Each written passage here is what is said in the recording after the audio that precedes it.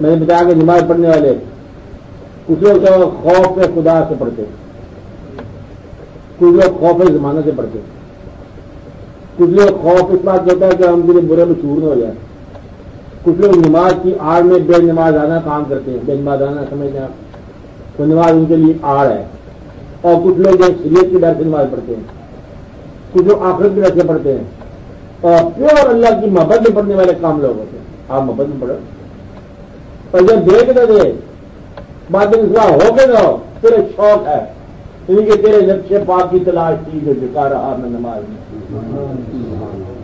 ان میں کیا بات ہے؟ درویش کہہ رہے کہ ہم نے جب سیدھا کیا تو ہم نے اللہ کے پاؤں کو درویش بڑی بڑی کہانی بتاتے ہیں نا، تو دیر آ گیا قدموں میں آ گئے، یہ اللہ کے قدموں میں تاکہ پانے والی بات ہے، اس لیے نماز کو آپ لگن کے طور پر پڑھو۔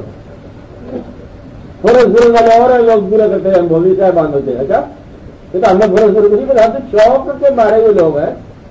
فرض کیا ہوتا ہے؟ فرض ان پر جو فرائض پیدا کریں، اور شوق کس کا؟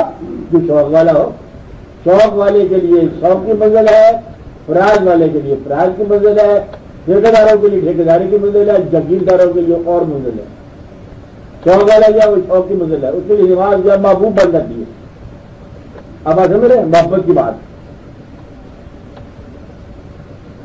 اور پھر اسے کہتے ہیں دیکھو تو نماز بہت صحیح پڑھتا ہے، کیا کرتا ہے؟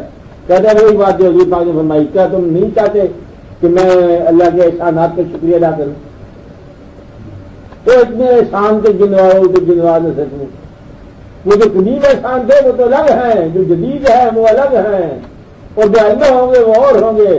تیرے تمام احسانات کے شکریہ کا طریقہ یہ ہوتا ہے صرف سال کے خانے میں جاتا ہے، یہ شکریہ ہے، احساس تشکر نماز کی شکل میں ظاہر ہوگا، اور تیرے شکریہ تیری مہربانیاں، تو نے جس قابل سمجھا ہمیں بس وہی تو نے عطا کیا، کیا کر سکتے ہیں۔